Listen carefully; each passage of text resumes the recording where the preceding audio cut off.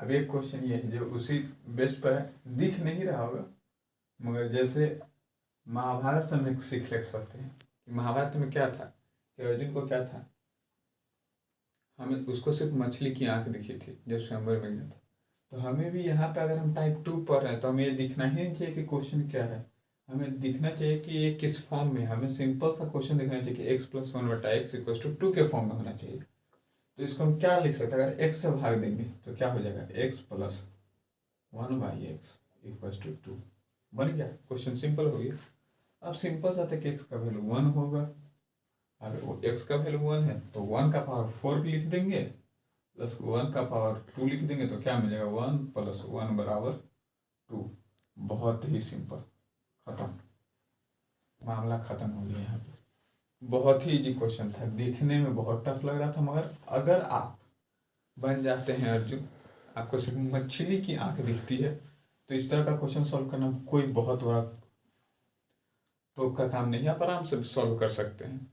अब जैसे इसका एक अगला क्वेश्चन जो थोड़ा सा डिफरेंट है इसी प्रकार में, और उसमें भी कंडीशन यही है, मगर उसको देखने के लिए फिर वही बात है कि आपके अंदर अर्जुन जैसी लगन होनी चाहिए ताकि आप आराम से वो क्वेश्चन सॉल्व कर सकें। अब जैसे एक क्वेश्चन ये है, ये पिछले साल के CHSL का क्वेश्चन है।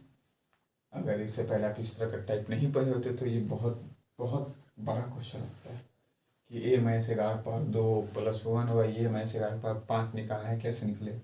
मगर जो मैंने अभी कंडीशन बताया था, अर्जुन बनिए, मछली से नहीं मछली के आंख से मतलब रखिए। तो अगर हम दोनों तरफ -11 घटाते हैं, ए प्लस 1 बाई -11 -11 13 -11, अब इसको रीअरेंज करके लिख सकते a -11 plus 1 by a -11 equals to 2। अब जैसे ही इस फॉर्म में आया, हमारा काम क्या हो गया, बहुत आसान, इतना आसान कि एक नर्सरी का बच्चा इसको बना दे कि 1 प्लस 1 लिखेगा, 2 लिखेगा, और 1 का पावर कुछ भी दे तो क्या हो जाएगा, 1 प्लस 1 बराबर 2, आंसर खत्म। कुछ था क्वेश्चन, बिल्कुल नहीं था, और देखने में क्या लग रहा था कि क्या दे दिया SSC वालों ने क्वेश्चन। अब जैसे एक क्वेश्चन है कि x plus 1 by x equal to -2, जिसमें से उसका निकालने के लिए बोल दिया कि x power p plus x power q बराबर क्या होगा, जिसमें हमें बताया गया कि p क्या है, इवन नंबर मतलब सम संख्या है, जो p जो पावर है वो एक इवन नंबर होगा, मतलब 2 4 6 8 10 12 कुछ भी हो सकता है। q क्या है, ऑड नंबर है जो एक विषम संख्या, मतलब वो जो पावर होगा वो 1 3 5 7 9 11 दुनिया की जितनी विषम संख्या उसमें से कुछ भी हो सकता है। तो इसको आप कैसे बनाएंगे इस तरह के क्वेश्चन को, तो इस तरह के क्वेश्चन बनाना बहुत ही आसान है, कि जैसा मैंने बताया था 1 प्लस 1 हमेशा रखते थे तो हमें 2 मिल जाता था। तो ऐसा क्या संख्या रखेंगे कि -2 मिल जाएगा, तो -1 रखेंगे तो क्या हो जाएगा, -2 के बराबर। और जैसे ही हम -1 रखे तो हमें क्या पता चलता है कि x का वैल्यू क्या है, -1। ये कोई बहुत बड़ा बात है, अगर x का वैल्यू -1 है तो अब क्या, -1 to the power p plus -1 to the power q निकालना है। और p क्या है, एक सम संख्या, कोई भी सम संख्या रख लेंगे।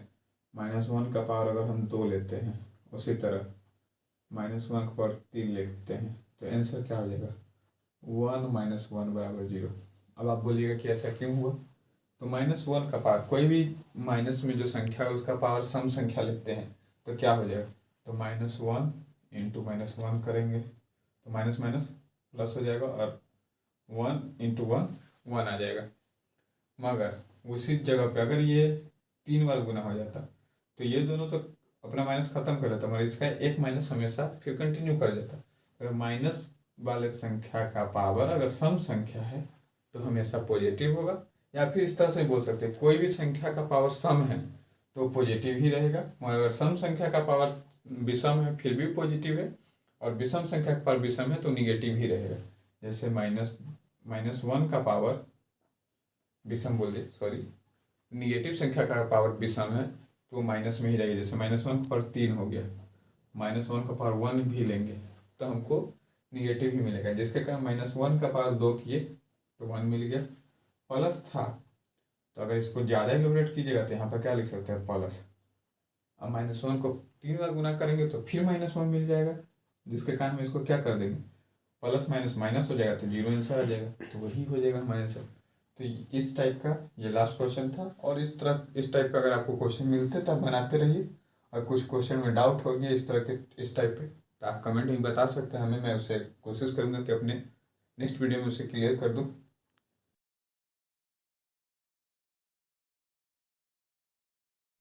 जैसा कि पिछले वीडियो पे हमारे एक व्यूअर ने कमेंट किया था कि कम्प्लीमेंट्री एंगल क्या होता है, उन्हें बता दिया जाए, तो मैं वो क्लियर कर देता हूँ, फिर हम अपने अगले टाइप की तरफ बढ़ेंगे।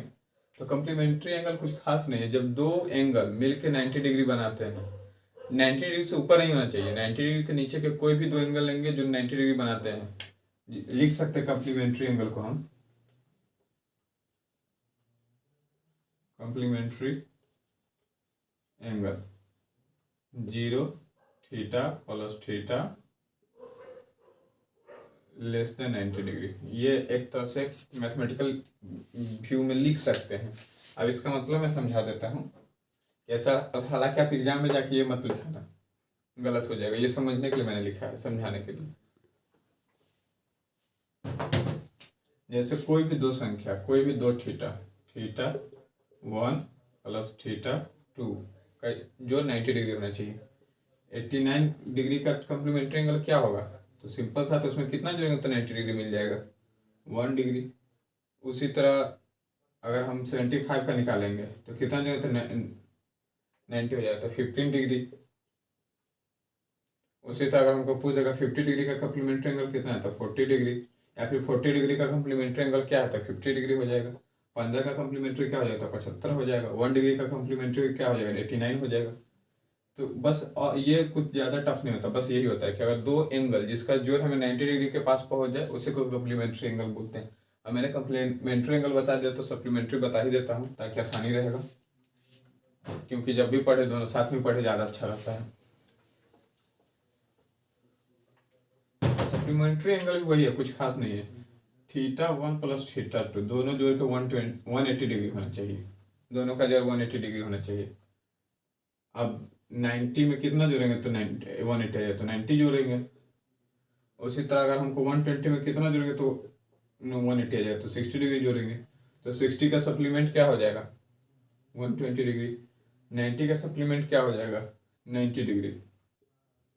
तो ये एक बहुत ही बेसिक सा बात है। और हाँ, एक चीज बोल सकते हैं, वही पर क्वेश्चन बोल देता है कि यहाँ से तो आपने सप्लीमेंट 120 होगा, हमारा कम्प्लीमेंट क्या हो जाएगा, तो 60 में कितना जोड़ेंगे तो हमको 90 आ जाएगा, तो 30 जोड़ेंगे, तो वही है।